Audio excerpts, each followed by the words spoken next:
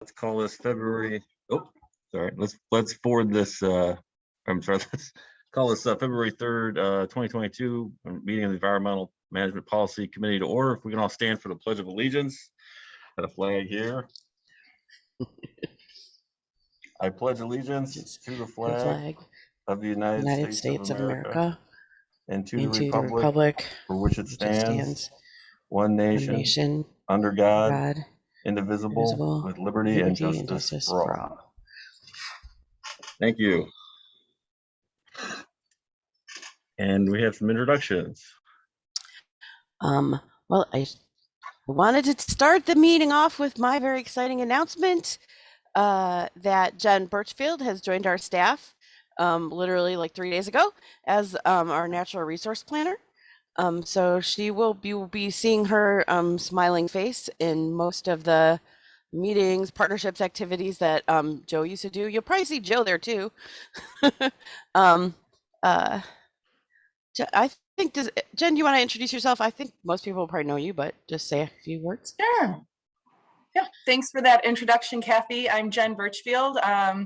Many of you have worked with me in the past. I was formerly the Northwest Indiana Urban Waters Federal Partnership Coordinator, and very excited to be here with NERPC. I did take care of that echo I was getting, so that was on my end. But yeah, I'm really excited to be here, really excited to work with all of you. So feel free to reach out, and yeah, happy to be here. All right, thanks, welcome. All right, and looks like I'm definitely glad today's meeting was virtual because it would have been tough for me getting out to Portage today. And so we have meeting minutes from October. Is there a motion? Motion to approve. Kevin Brightsky. Second, Brenda Sky Henry. All right, motion and a second. Do we do, Kathy, do we have someone who could do a roll call or? Yes, Floor should be doing that for us. Thank you. Excuse me. Jeff Benson. Kevin Brightsky. Yes. Thank you. Jocelyn Denham. Jan Babst. Robert Forster. Bill Emerson. Yes. Thank you. Dinah Doombris. Robert LeMay. Jennifer Gonzala. Richard Morris Rowe. Brenda Scott Henry. Yes. Thank you. Tim Kingsland. I thought I saw Tim there. He's on the list. He's on the. Yeah. Tim, if you can't talk, if you can just put it in the chat, that'd be great. Michael Kuss or Koos, sorry. Mike Kuss, he's. No, okay. Sarah Nimitz. Now we're going to go to stakeholder members. ArcelorMittal. No. Anybody from BP? Dunelands Sierra Club. Let's see. Illinois Indiana Sea Grants. I have Leslie Dorworth. Reggie Corthals with Indiana MS4 Partnership. IU Northwest. NICD, Nicole or Kelly. Kelly Wenger, Nicole Barker.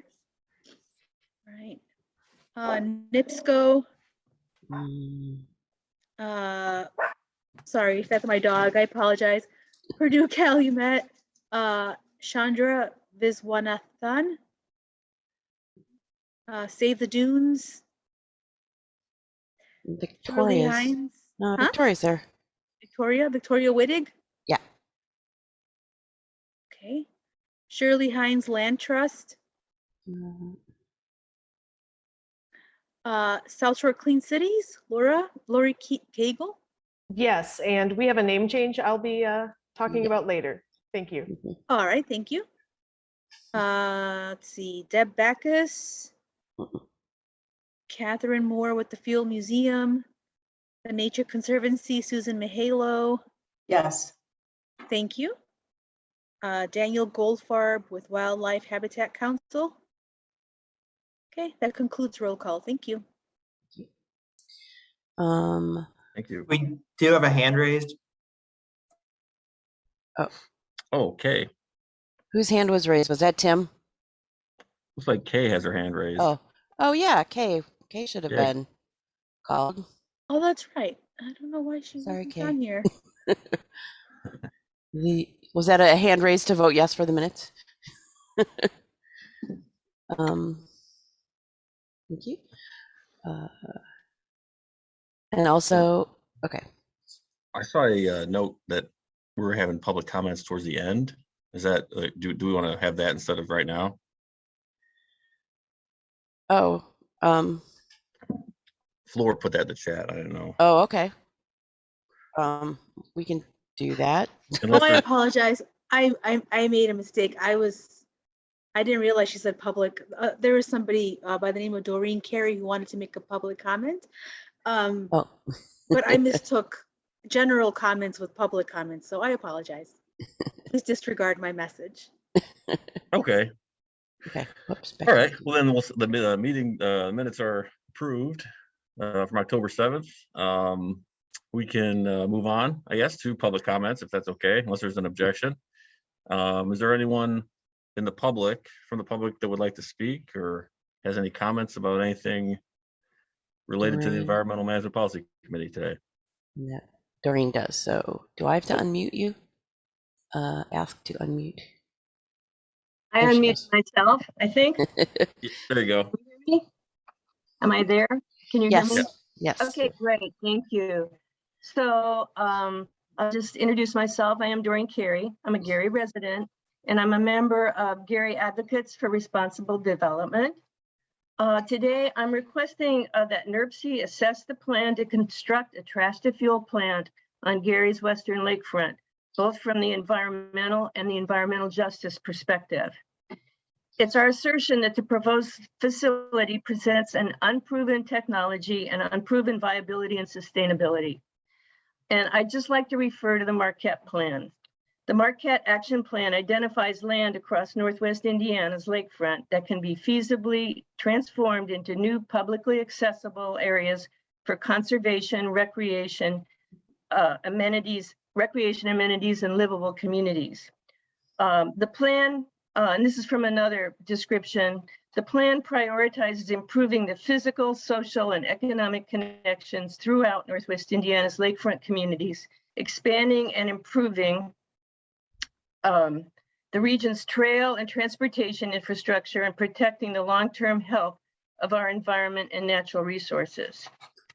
So my question is, how can the environmental justice community of Gary transition from sacrifice zone to sustainable and thriving community if we do not protect human health and our precious resource, Lake Michigan? I'm almost done. I'm not going on and on here. Millions have been invested to clean up legacy pollution on Gary's western lakefront. There is an opportunity to create that balance between viable business development that can coexist with publicly accessible areas for parks, conservation, and recreation. If that seems impossible, we only need to look at the Portage Lakefront Park and the amenity that has become for Portage and the entire region. Constructing a biorefinery on Gary's shoreline is a step backward, closing off opportunities to reclaim and restore our community and our lakefront. So that my request is that NERC assess this proposed construction on our western lakefront. Thank you. Okay, thank you. Thank you very much for that information. Is there anyone else that would like to speak from the public? I think we're gonna have announcements later in the agenda here. Okay. Going once, going twice. All right, hearing none, the public comment section is closed then. And we will move on through the agenda. I think Kathy has some updates or. Floor is yours. Thank you, Bill. So this PowerPoint, I'm going to give a PowerPoint, is an attempt to combine two previous practices. Since we haven't met since October, you may recall I had been trying to be in the habit of giving the MPC at the end of the year, kind of a brief overview of what we did and accomplished over that year. But I also had previously presented kind of plans for the next year. So I've now tried to squish that into one PowerPoint. So if this is slightly nuts, bear with me. And now I need to share a different screen. Here's the PowerPoint screen. As you're opening that, Kathy, I thought your summary at the full commission meeting of this committee's actions for the year was very good too. So thanks for putting that all together. Thank you. Thank you. Okay. Share. Okay. Are you guys seeing what looks like a PowerPoint thing? Thumbs up. Okay, great. But now where's the PowerPoint page turn thing? Oh, it must be over here. Okay, so I'm going to do a little, I'm kind of going by, what I'm going to do is go through the different program areas, air, brownfields, water, and talk a little bit about what we did in 2021, and then very little bit about what we hope to do in 2022. And I've also put in the future things where I think there'll be opportunities for all of you to step in and help out and participate. And please don't hesitate to raise your hand or put a question in the chat, but I would ask maybe some of the staff on to monitor that. So, because I will never think of looking at it while I'm talking. Also, you know, some topics lend themselves better to graphics than others. So for air quality, that's probably been our longest and oldest activity, probably because it dovetails so closely with transportation. In 2021, I think we have a really great partnership with Clean Drive Indiana, right? On air quality public education. We continued to do our billboard campaign from last year, where we took the old "It All Adds Up to Cleaner Air" methods and messages and spiced them up with region people visuals. We supported gas can exchanges in Porter and LaPorte County, and also Gary. I forgot to put that in. And at least 960 gas cans were exchanged throughout the region, which does directly reduce emissions if they're bringing in the old metal cans still. We continue to grow the presence of our air quality programming in social media, thanks to Lori's excellent skills. The Green Fleets program continues to grow and expand. Just the technical support that is provided through that, partially as a result of that. We have 18 garbage trucks in our region converted to exchanged for CNG, and 21 school buses on propane funded through the VW settlement. That probably would not have happened without this partnership Green Fleets that we have. I did the math on just those vehicles alone from the 1 year would reduce nitrous oxide by 2.2 tons per year approximately. That should be a greater than, not a less than. Sign. And then also, some of you know that we've the bike map, because we want to move people out of cars, promoting active transportation is part of our air quality program. And we've been working for now a couple years to take our famous Greenways and Blueways bike map and turn it into a mobile app. And that finally was actually finished in December. But now I guess we're doing a little bit of double checking reconciliation with Illinois. So it's not quite in your, app store yet, but it is, by spring, you'll be able to plug in your phone and see safe places to bike around the region. And then we continue to support Partners for Clean Air, which has begun a scholarship program. This last year we did 3 scholarships for Northwest Indiana high school seniors planning to pursue environmental related degrees in college. So, and those scholarship applications are open and out there, as are nominations for Partners for Clean Air Awards. If anyone's interested in nominating any organization or individual, go to the Partners for Clean Air website or Facebook them and follow them. And we continue again to increase the social media presence of that organization as well.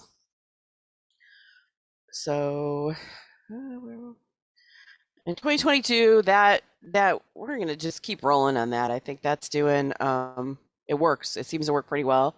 I'm hoping by 2023 we can repeat our public information survey, a public education survey, to find out if if we're getting traction with the public with the marketing we're doing.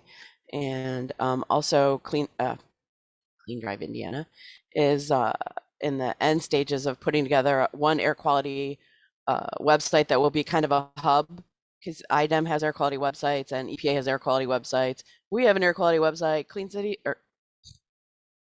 Drive Indiana has it. There are a lot of air quality websites, and we wanted to create one that was a central place. If you start there, you can easily navigate all of them.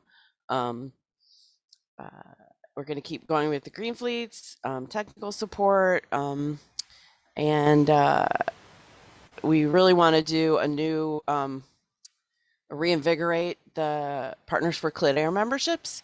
When I first started at NERPC, I think every organization that interacted with NERPC was a member of Partners for Clean Air, and I think we can get there again.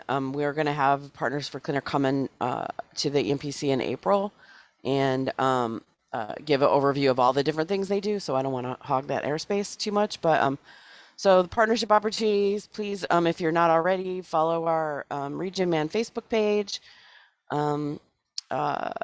and follow Partners for Clean Air at Facebook and also on LinkedIn. If you have a fleet in your organization, or and they can also help private companies or other school districts in green fleets. They inventory your fleet and look for opportunities to both reduce your energy costs and fuel use, and also reduce the emissions. For Partners for Clean Air, if you go to IDEM's website, to the link that is here on the screen, or just Google them, there's a whole lot of description of what it means to be a partner for Clean Air, but the really big focus, and anyone can do this, it's free, is to take a pledge to do something on air quality action days, something to reduce your personal or company footprint on those days.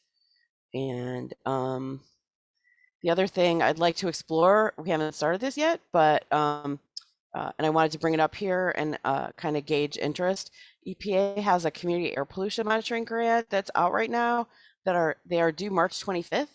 They have a small grant category and a large grant category. And the idea is for that is to fund projects that will help the local community be engaged in air quality monitoring in their area. I'm interested from NERPC's perspective in partnering with communities on that. It's a strong focus on environmental justice communities, but I think that a regional collaboration might have a good chance at the bigger grants, which can go up to $500,000. My idea from the NERPC perspective is a lot of times we have issues come up about air quality, like changes in the transportation grid, like when the Klein Avenue Bridge closed, and people wanted to know what was the air quality impact of that. And it was hard to say in much accuracy, because the transportation model is a model, it's not exact. And it might have been nice to have like a mobile air quality monitoring station that we could set up at the drawbridge on Dickey Road to see if there was an impact there. We have a lot of concerns in a lot of our communities about railroad crossings being closed for extended periods of time. Our air quality model, transportation model, can't accurately talk about that traffic, just people being stuck in cars waiting for trains. I think, a network of mobile air quality monitoring stations that we could deploy to places of concern like that would be interesting to have. And the grant wants it's twofold. One is equipment and technology, and two is job training, training residents somehow to organize that. So If anyone, I know I've sent this out to Gary Hammond, East Chicago, Michigan City, specifically as our environmental justice communities, but I would be really interested if anyone else would like to partner on an application for that grant. So please put that in the chat or email me if you have other ideas that might be useful. I don't want to just generate data if there's nothing that we can do with it. Hence why my interest has been on like transportation issues. So I don't want to just go out there and just collect a bunch of air data that's going to not accomplish much. But so if anybody has ideas of ways to consider something we could use that would be educational and maybe useful for people, please let me know, because I'm excited about this opportunity, because there hasn't really been anything that new, I don't think, in air quality in a long time. Oh, I have to change my page. In brownfields, I think we had a lot of successes in 2021. We completed 4 phase 1 assessments on properties for a developer going into development that were previously not. And also 4 phase 2 assessments. We have 2 additional asbestos planning projects in progress that should be finished like this month. And we completed a brownfield corridor inventory for US 6 between Portage and US 49. And we pretty much have, so I'm just excited about that. I feel like, and Kay, maybe if she has anything to add, I feel like because we've had some brownfield activity for 3 or 4 years now between the RDA's coalition and our new coalition, we're gaining we're gaining some traction in the development community that of what is needed, and in the communities of what the right way to use the funding to help get properties moving. I think in the past, we didn't always use the grants that the region got to good effect, and I think we're turning that around. Oh, Kay, raise your hand. Go ahead, Kay, you want to add anything? I would love to. Thanks, Kathy. I want to emphasize that Kathy's not being a big enough cheerleader at this point in time. She's being very professional and calm, cool, and collected. I will take the opposite opinion or presentation. This has been amazing. The partnership or the coalition is the Regional Development Authority, the Forum, and NERC. And in our application for this go around, we required that the properties had an end use as a part of their process, so that we dedicated the dollars to projects that were going to create fruition. That office building there is Bank Calumet property. We did phase 1 and phase 2 on that property, and I don't have the figures in front of me, but we're looking at a mixed use building in downtown Hammond, $200 or $300 million worth of investment that is going to go into that. And it's been a long time since any of our brownfield grant dollars have come to that type of an outcome. And I'm very proud of what we've done, and I look forward to us applying for additional dollars, because I'm now receiving requests, and we're out of money for the most part with this grant. And it's really nice to see the developers recognizing that we have great properties and we want to help them make them into better properties. Thanks, Kathy. Just the pictures that I chose, that's the Bank Calumet, because I chose that on purpose. A lot of people might not have thought of a building like that as a brownfield, but there were potential impacts from outside properties. And by using the resources to sample that, the new owner now knows that they don't have any risk and or any liability for anything that might have happened off site, which increases the value of their investment. This picture is one of the Gary schools that were doing the asbestos abatement planning, and we did assessment for a purchaser who purchased it. So this is a long vacant property, and these have been actually high interest properties, the schools in Gary that were closed. We're excited if that has hopefully going to a new use. The aerial view, this is a long underutilized property. This is what I'm excited about the most, because this this property had a old closed down incinerator on it, and I think myself and others who knew about it were I was very concerned because incinerator in the popular imagination means really bad stuff. And we did a huge assessment of that property, and it was not worse than anything else. I mean, that's not maybe the greatest thing, but like we spent a lot of money to sample for dioxin because that's traditionally a pollutant that people are concerned about with incinerators, and there was no dioxin there. So I think that's a great information to have too. Oh, this thing that we thought was a mess isn't a mess. Where is that one, Kathy? Where's that property? That's in East Chicago. Okay.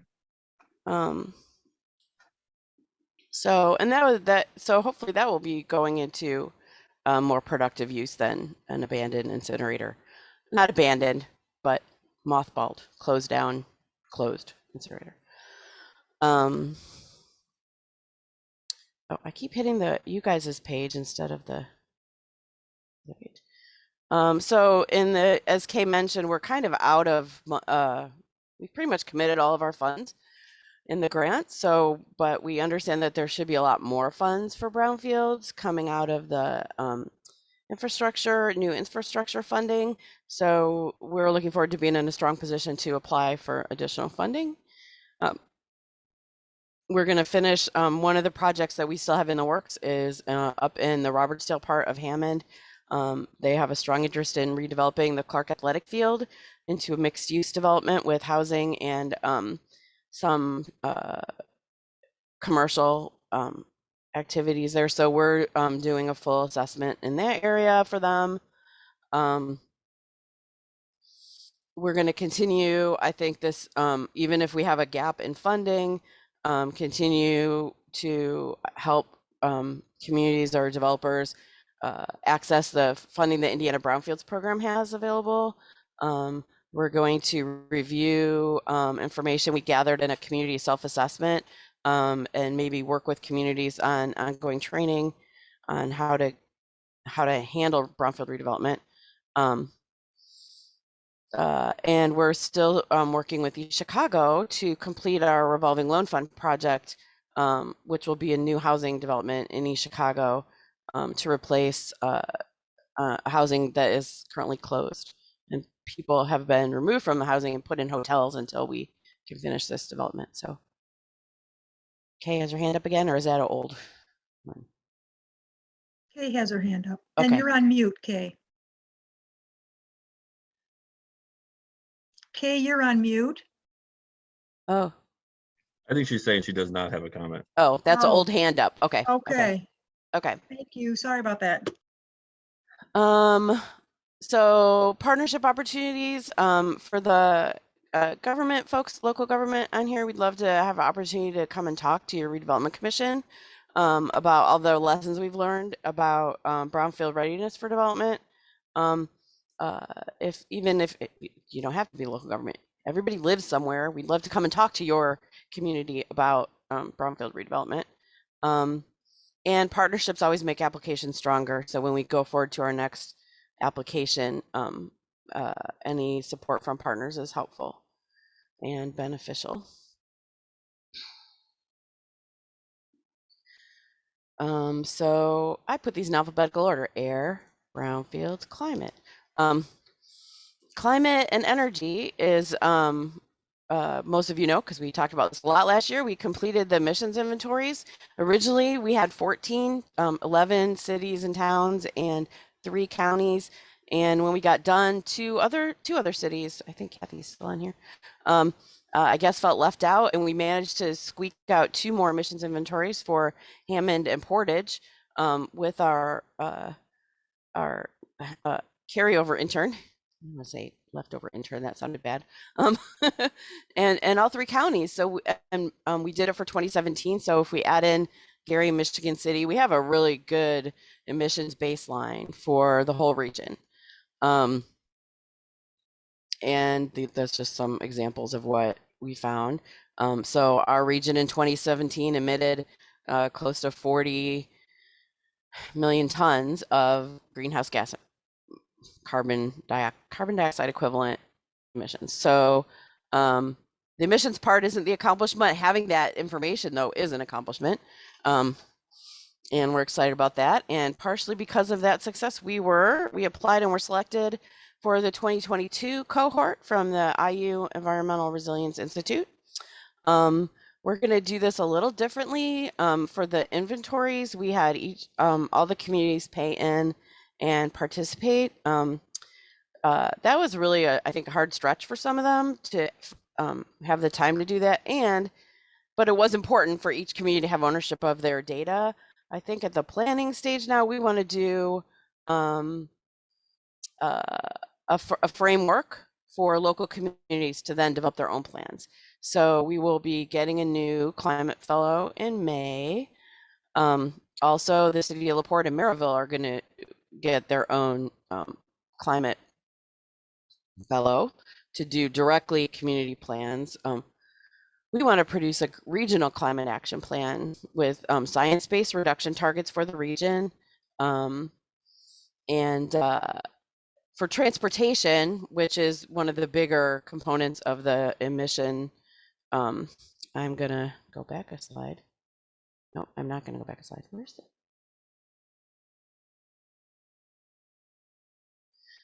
This is the mission profile with the industrial sector is very large in our region. We all know that. But the industries are going to be on their own track to reduce their emissions through their own regulations and their international trade agreements and all of those things. We're going to focus our planning efforts on all the other sectors that we have more influence over as a community. But this big gray block that is like 74% in the region is the transportation sector. So that is obviously the next biggest chunk region wide. In each community it might be different, but it's high up there in the region. So for that reason, we're going to do that part. Will be an actual plan, and we will be able to adopt it as we adopt our transportation plans, and it will just become part of NERC's emission performance targets going forward. Kathy, you do have Brenda has her hand up. Just go, Brenda. Hi. So, and we will participate in this program again this year as well. But we are looking to establish a sustainability advisory council or committee to help guide our climate action plan. So we just finished that. But I wanted to say, if the EPA grant and this program could align, because transportation data was the biggest challenge that we had, especially the transient traffic that is along the interstate for us, and it was really hard to capture that data. And so I think that would be helpful for communities, or if we could use that money to install those air quality monitors along the corridors where we have, or the state corridors, so that we can use that information to update our climate action plan or our greenhouse gas inventory. Yeah, I think so too, because carbon isn't really, other than volatiles, carbon isn't really monitored in any of the items, air quality monitoring. So I think that's a really good, that's one of my other, I have a whole lot of ideas, but I wanted to see what people want to do. That is great. I think that to have that sustainability commission, and I hope a lot of folks, I'd like to set up kind of a task force to be the oversight that plan. We're going to do it primarily with Earth Charter Indiana support, and because they really have brought in the public support with the Northwest Indiana Resilience Group, and they have really stepped up a lot to get the inventory to happen. It never would have happened if it was just left to my devices. That's the honest truth.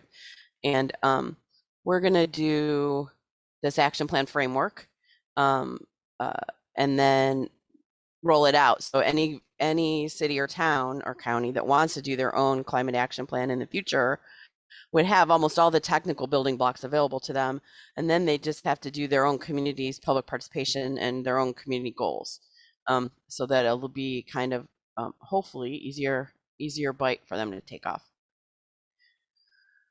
So I'm thinking we're going to start the advisory task force maybe in April or May before the intern comes on board, or right as the intern's coming on board. And possibly look at some of the EMPC first Thursday mornings that aren't programmed for EMPC meetings to maybe schedule that group. So a lot of you might have that already reserved on your calendar.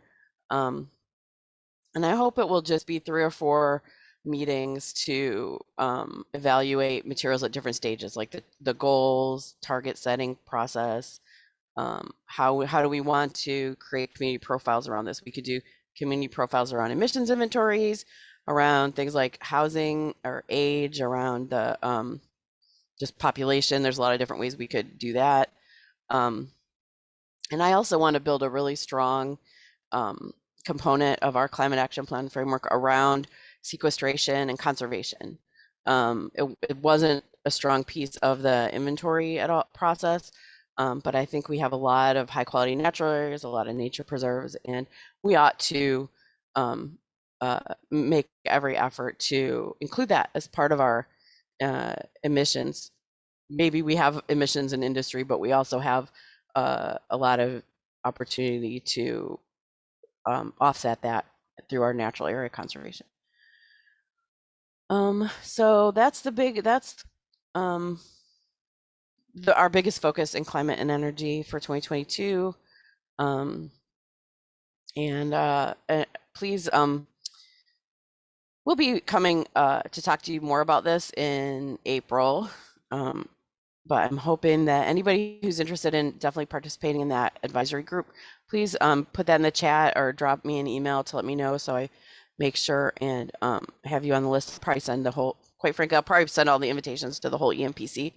But I do want to bring in the transportation engineers and other city planners and other expertise areas besides just us. So, but because there's a lot of other things involved in this, but and hopefully we can also learn a lot from Brenda and Gary that's already done 2 stages of climate action planning. Oh, Kathy, can I say one more thing? Yeah, please do. I like the idea of it would be wonderful to have some type of convening with all of the city planners around this effort, so that they can already begin putting some of this language in their comprehensive plan. And so I'll give you an example. Once we did a presentation to our city planner and did it to the mayor. We did one to the mayor and city council, and start showing them pictures of what our heat islands like. I thought we were greener than that, but we're not. So the first thing that our planner said is we need to plant more trees. And so it led us to connect to really establish some goals so that we can incorporate that into community tree. And then some of the working with some of our conservation partners, and then looking at our stormwater quality management plan just a little bit differently now. So instead of removing all of the trees to clear out the area, let's incorporate some of that green space that you already have, count that toward your stormwater post-construction requirements, and then build upon that. So I think it will be helpful for the communities using some of that, those examples, but it is important that we talk to the city planners and those city leaders prior to putting all this effort in, and we're not getting the buy-in that you need. So that's all. Right, thank you. And that's when I've been describing it as action menus, thinking that different communities, like that's if you look at your community, you do have a lot of heat island. Well, here's some tools for that. If you look at your community, maybe your community is all built out and you have an older housing stock and you have a high residential energy is the biggest piece of your inventory. So maybe you want to focus more on weatherization programs. But if you maybe you're a growing, sprawling community and you want to focus, you have different strategies that will help you reduce your emissions than an older landlocked community. So, and we can kind of sort through all those different tools and maybe make it help what you take to the planner. Well, your community might want to consider XYZ. But yeah, we definitely need the planners to weigh in on that. And we will be working internally with our land use committee and to make sure that we'll invite them too, right? And then they have an opportunity to weigh everything as we Lori go has her along. hand up. Lori? Thank you. Just briefly, I think this also in terms of action plans for the communities that have already been through the process, piggybacks a bit on what Kathy was saying about Partners for Clean Air as well, and the need to kind of revamp, particularly municipal membership in that organization. We as Drive Clean Indiana help manage marketing and PR for that organization through our partnership with NERPC. The reality is it's a free membership at the lowest level, and all you have to do is check some boxes to pledge to take action on air quality action days from May to October that you're likely already doing. It's a very simple kind of step one. I would say another step would be getting involved with us and the Green Fleet program, where we can help you do an assessment of your fleet and make some recommendations on how to reduce your transportation related emissions. And I'll talk about that a little bit more, but just something to think about as you're putting your plans into action. 2 simple ways that can help you achieve some of those goals. Thank you. I think that there's a lot of things, and I had another thought and it went away. Okay, I'll come back later. So I'm glad there's a lot of interest in this. And also, Brenda, you gave me a great segue to my next slide. Another area that we worked a lot in 2021 is conservation planning and green infrastructure. And I'm putting community tree in with green infrastructure because I didn't want to have a whole nother slide.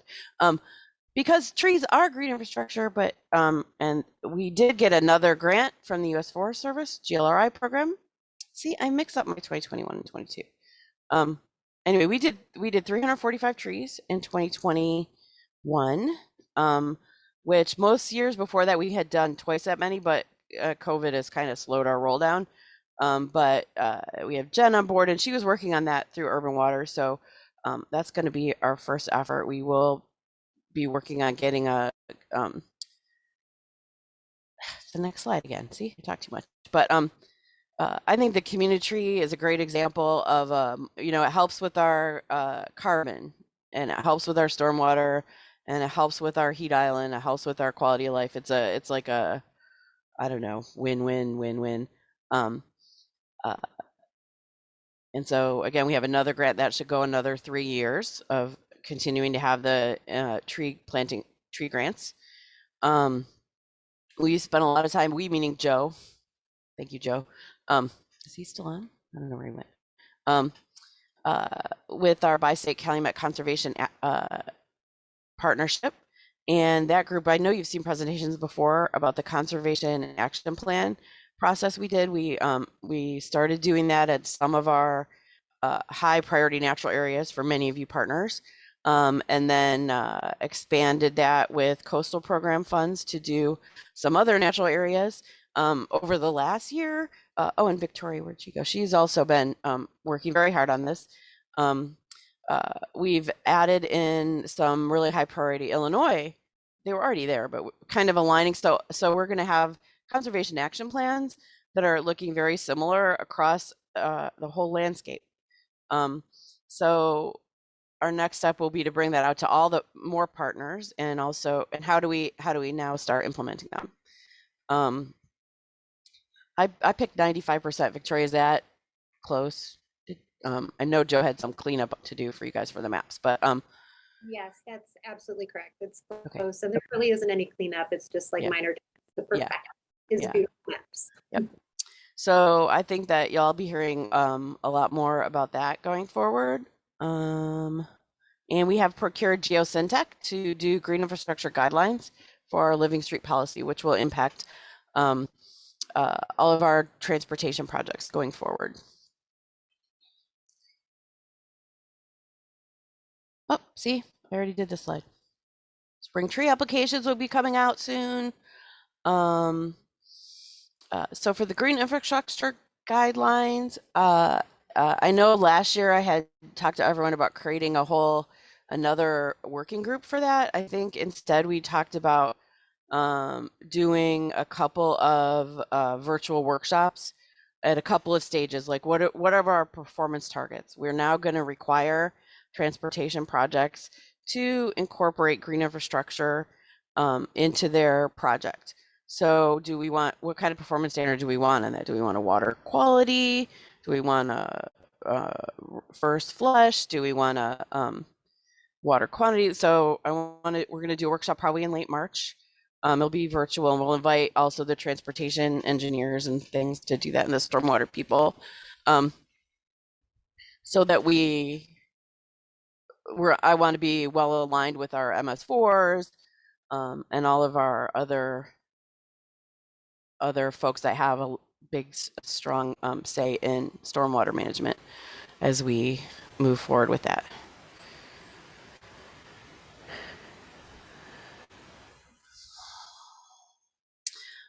Planning and environmental linkages.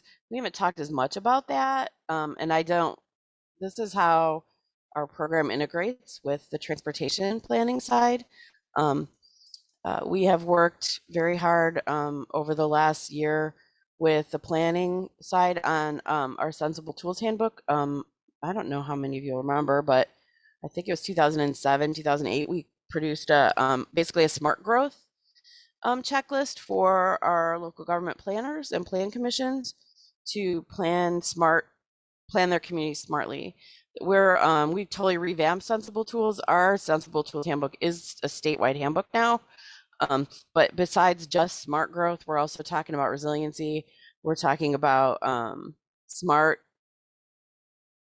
technology.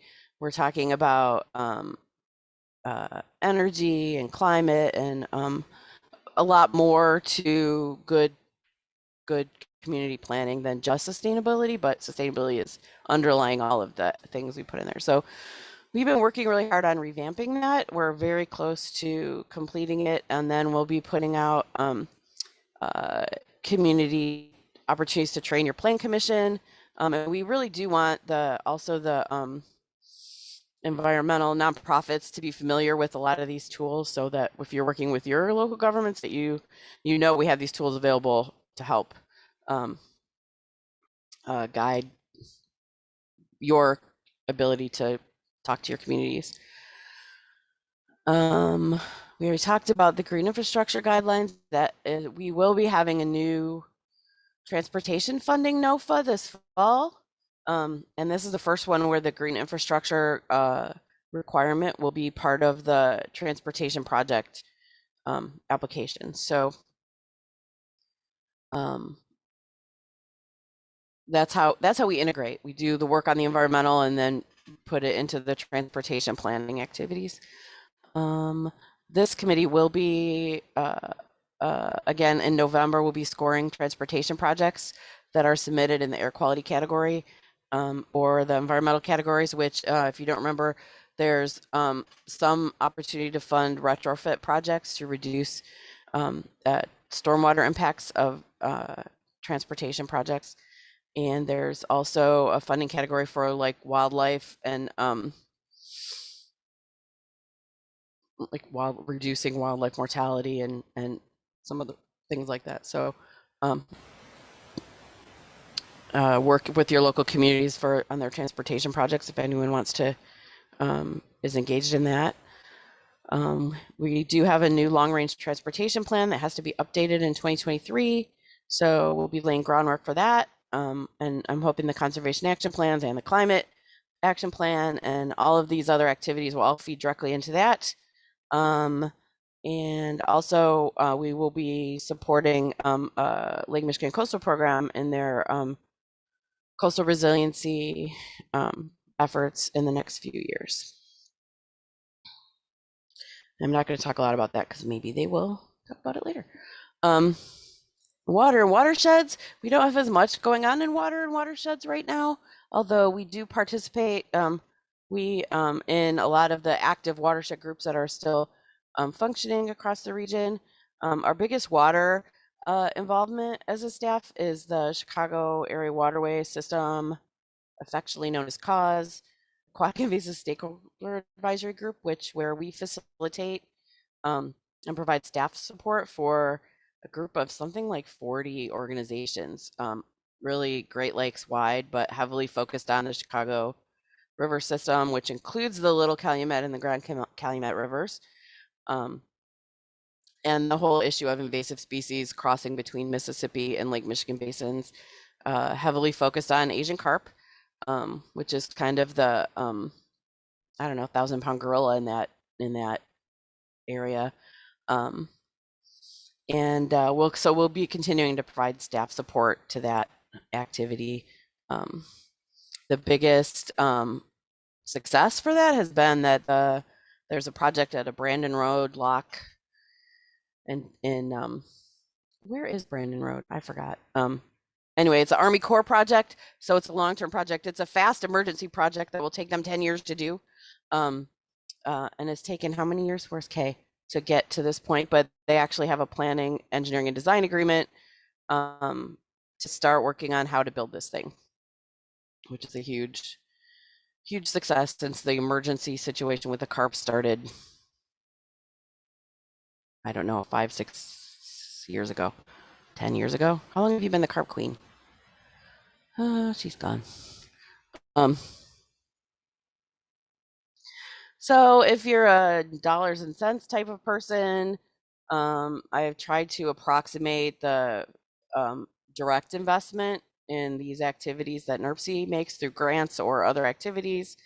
I didn't really capture the time that we'll spend on the climate action plan. I probably should. That looks really, the direct cost, this is the direct cost to IU is $3,500.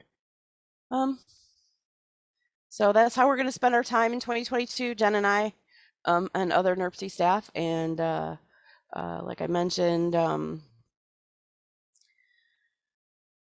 many times we'll be asking you to join us in these activities. So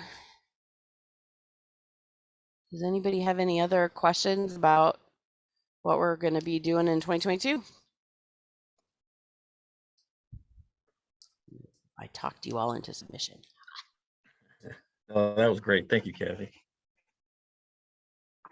Oh, Brenda, raise your hand. Oh, okay.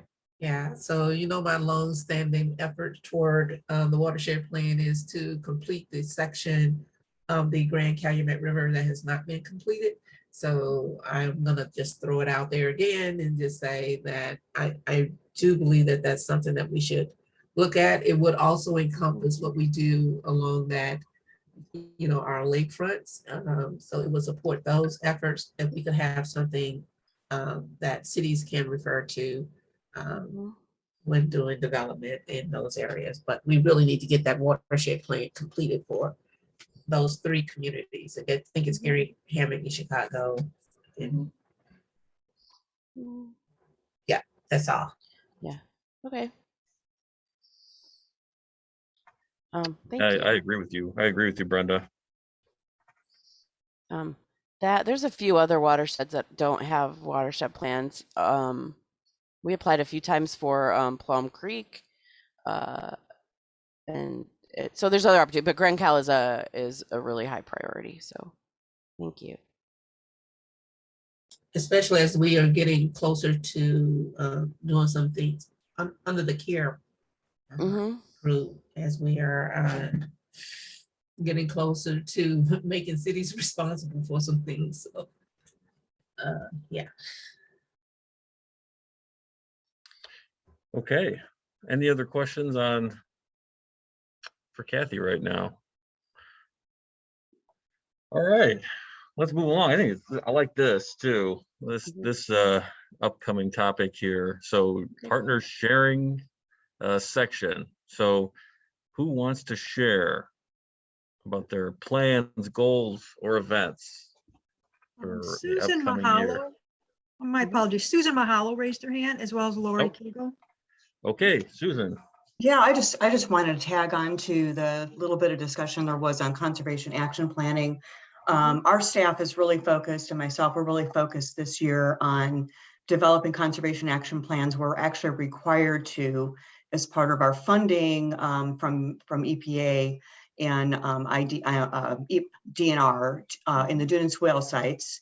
We are in the midst of developing the site weed plans, part of those conservation action plans they'll be embedded within the plans. And then for the first time, really, this is kind of new to us because we've been so focused on restoration. It's just figuring out the human dimensions and programming part of it, because we have a staff person on board now who's replaced Joel and what he was doing before, and Jessica Fernandez. And we really want to find ways to increase our programming. So it's all, and tied into the Dune and Swale and areas around the Grand Cal. And so this, of course, if there's a watershed management planning effort, we will be heavily vested in that as well.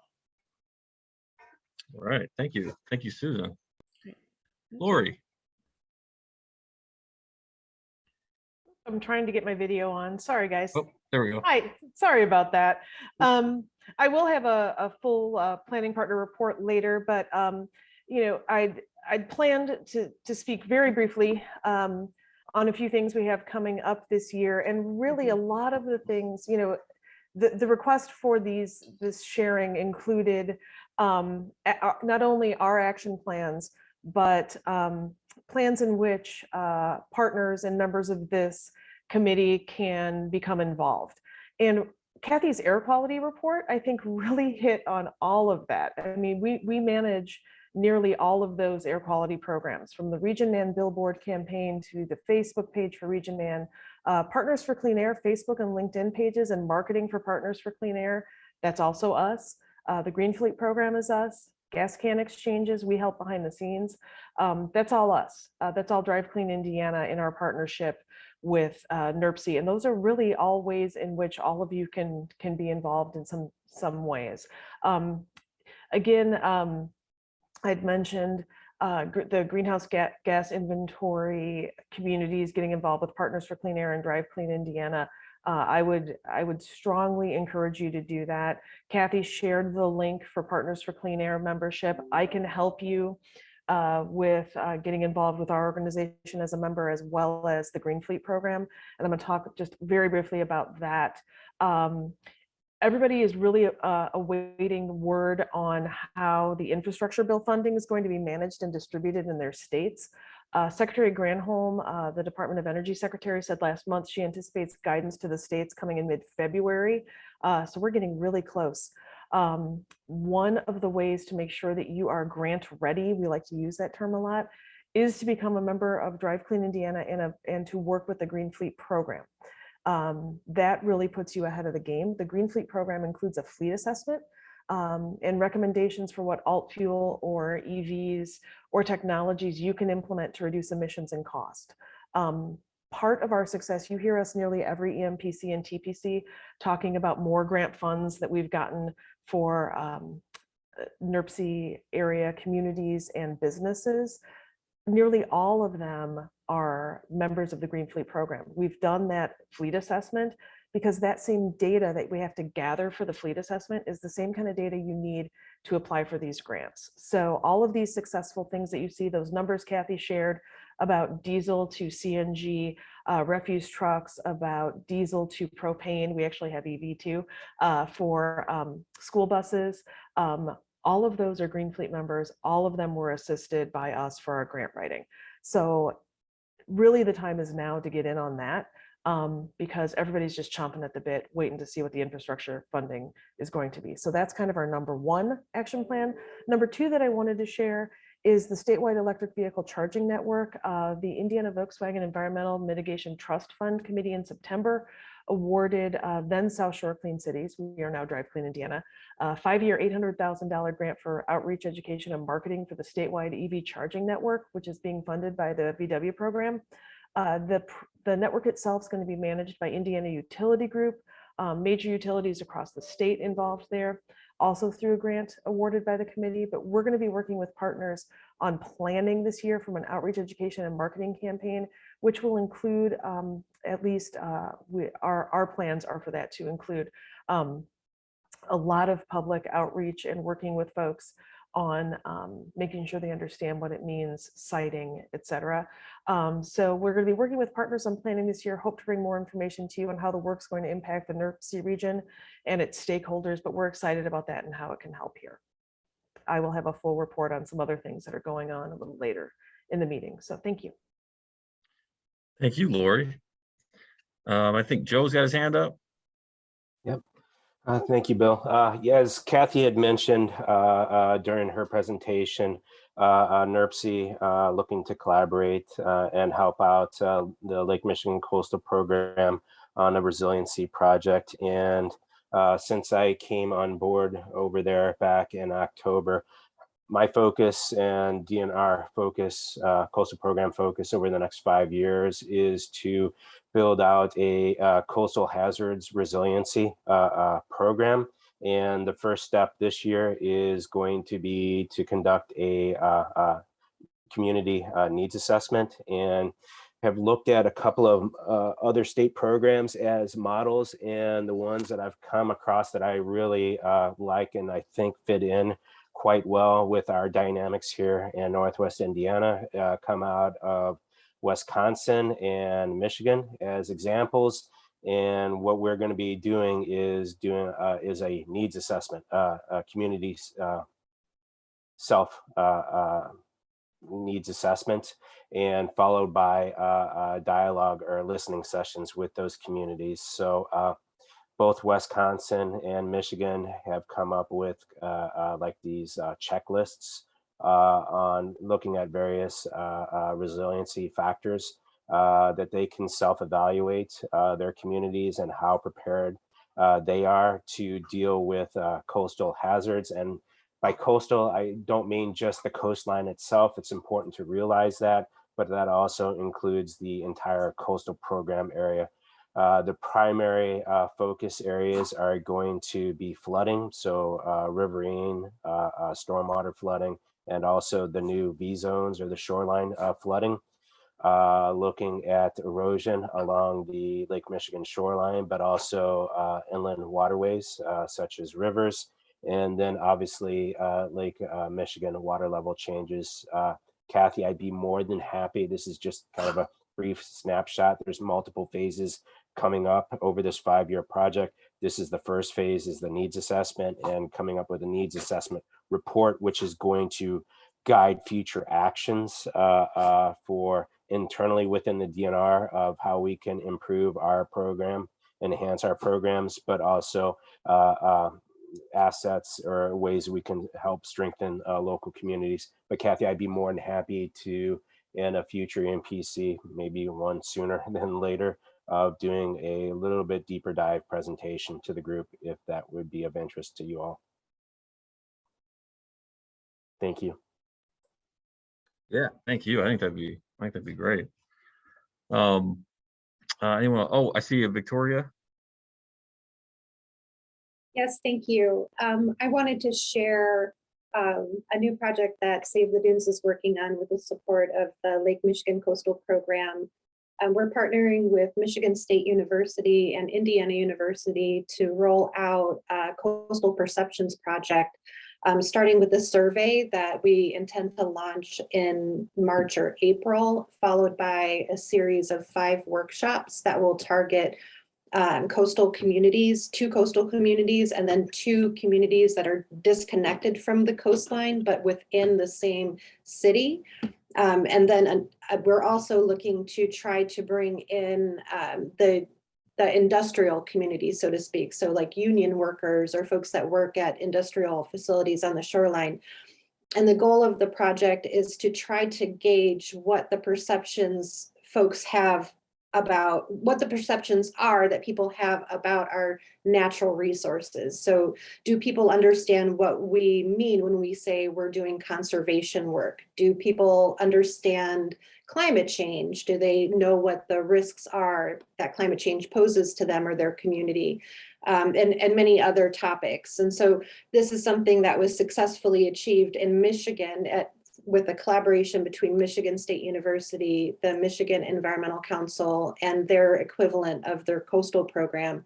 And so we're replicating that project for Indiana and are really excited about what it might show us at Save the Dunes in terms of how we can refine our communication and outreach programming, but also that we can share with our partners lessons learned and new knowledge that we gain. So that project should be complete by the end of this year with a lot of activity happening in the spring. Oh, wow, that sounds really cool. Thanks. Thank you. Anyone else? Susan, your hand's still up, but do you have anything else to add or no? No. Okay. Anyone else? Oh, go ahead. Hello, this is Nancy Moldenhauer. I'm on my mobile phone today because of where I'm located. I wanted to share two things regarding the Michigan City Sustainability Commission and Michigan City government. We completed our consultation on Monday morning, and it looks like Michigan City will be announcing that we've received silver designation with SoulSmart, and that public announcement will probably be in March nationwide. And the only thing we need to do is to get our information up on the Michigan City government website. The other announcement is that we were chosen one of 3 cities, including Bloomington and Indianapolis, who were chosen by the Department of Energy to receive free consulting and planning services with the National Energy Research Lab.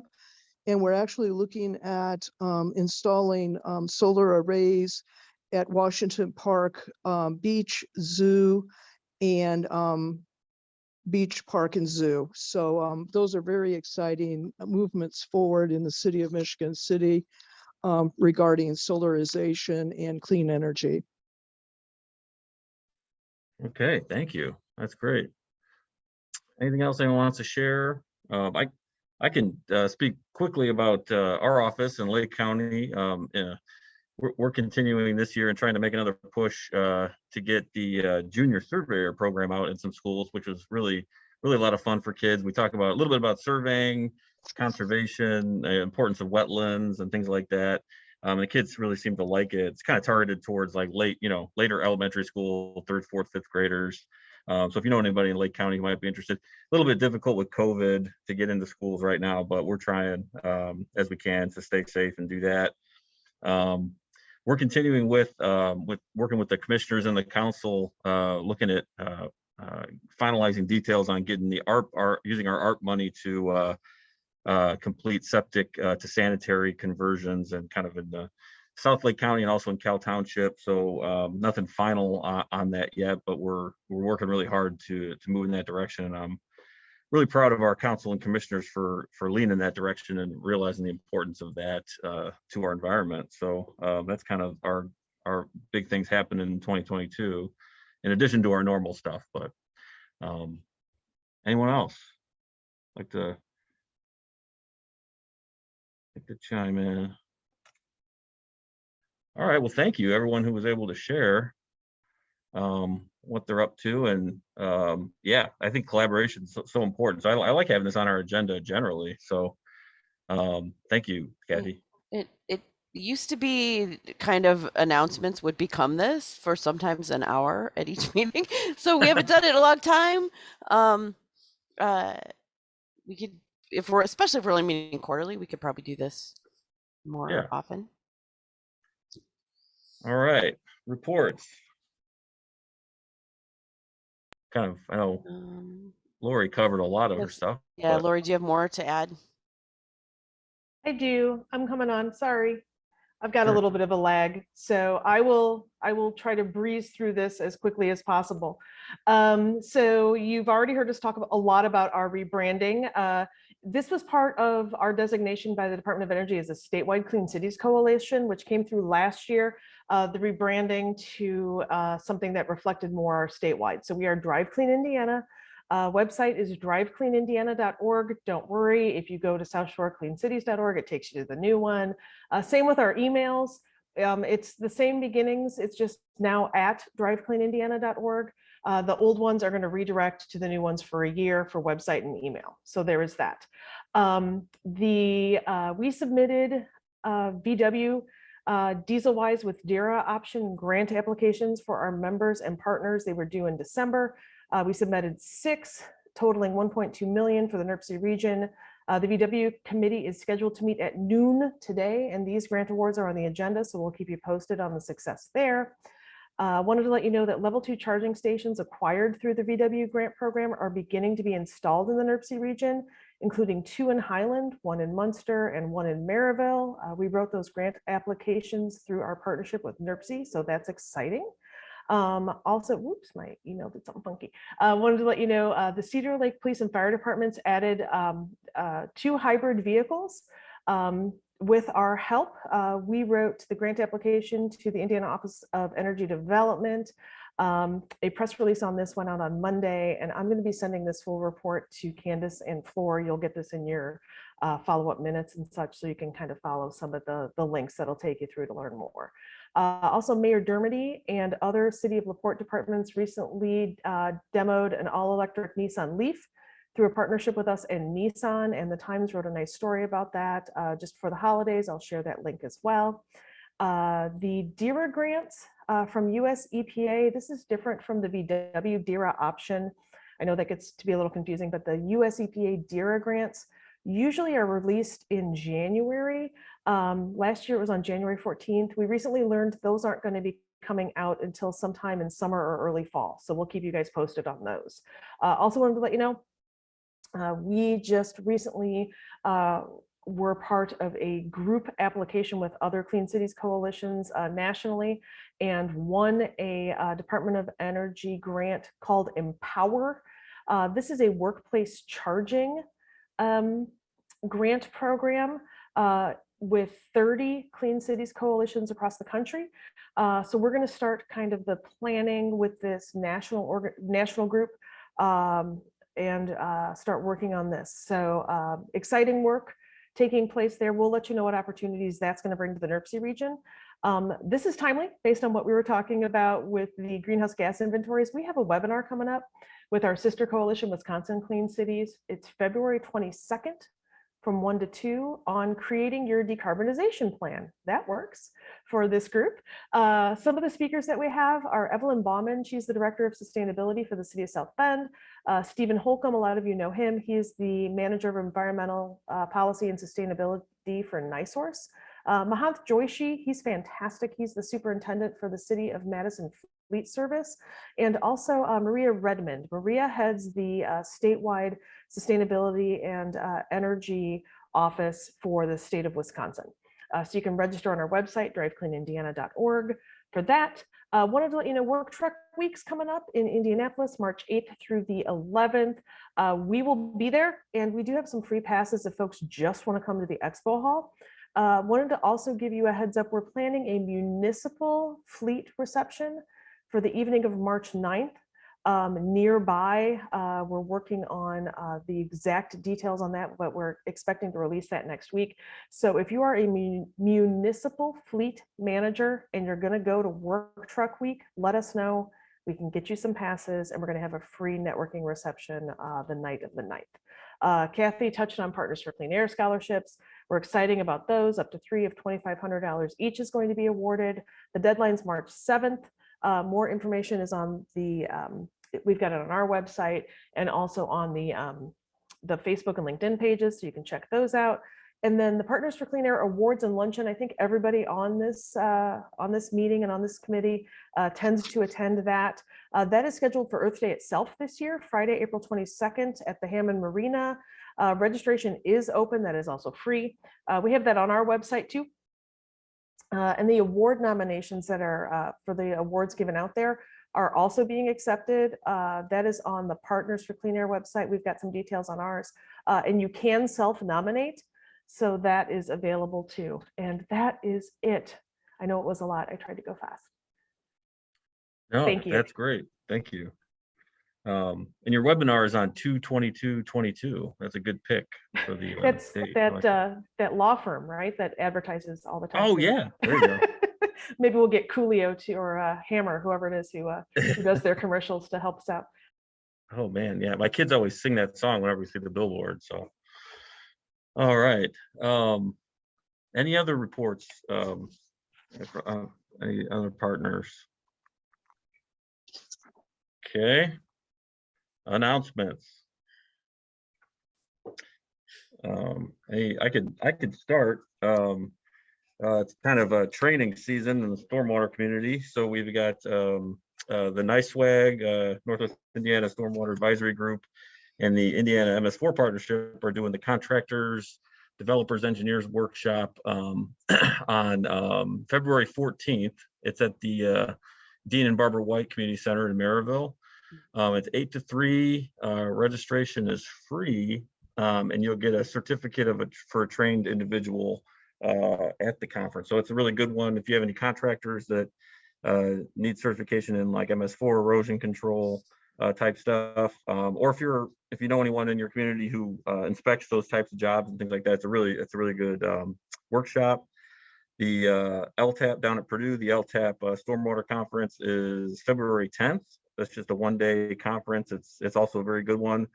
And then also I wanted to let everyone know that I am now the Northern District board on the Northern District Director for the NAFSM. I think if Kevin Brightsky's still on here, he's also involved in NAFSM. It's the Indiana Association for Floodplain and Stormwater Management, a really great organization. If you're not a member, or if you know someone in your community that is the floodplain manager or a floodplain administrator, or if you're just involved in stormwater projects, it's a really great organization. It's $40 a year to be a member. They've got a lot of online training videos, scholarships, really great legislative updates throughout the year, and especially during the legislative session. Just an awesome organization, and their annual conference this year is September 14th through the 16th, and it's in South Bend, so it's close to us, relatively close to us. So those are the things I want to share with everybody. And so again, if you're not a member in NAFSM and you're involved in stormwater, please consider becoming a member. Any other announcements that we haven't gotten to? All right. Oh, I like the real-time edit, Kathy. Thank you. All right, I'll then our mention next really quickly, sorry, Bill. Oh, sure. This is Drew Hart with the U.S. Forest Service, and the core committee has put out a description for the Urban Waters Ambassador position that Jen Birchfield has most recently occupied, and now we're going to be hiring. I'm not able to put anything into chat, it doesn't seem. So I'll be sending that out. Maybe I'll send it out to you, Kathy, and you can send it out to the partners here, but we'd encourage you to share that widely with your networks. It would be really great to have good representation here from Northwest Indiana. So I'll be sending that along. Thank you. Anyone else who can think of anything they want to share? Okay. All right, then. Our next meeting will be April 7th at 9 a.m. Are we going to be virtual again, Kathy? I'd like to play that by ear a little bit, since the ability to have straight virtual meetings is dependent on the COVID emergency declaration. Oh, and true. Once that goes away, we may be able to have hybrid meetings if NERC adopts a policy. So that's a little far away, so play by ear a little bit. I think we get better participation when it's all virtual. I think so too. Or the hybrid is, once we get that down, it'll be good. But all right. Well, thank you, everyone. And unless anyone has anything else, we will adjourn this meeting. Okay. Thank you, everyone. All right.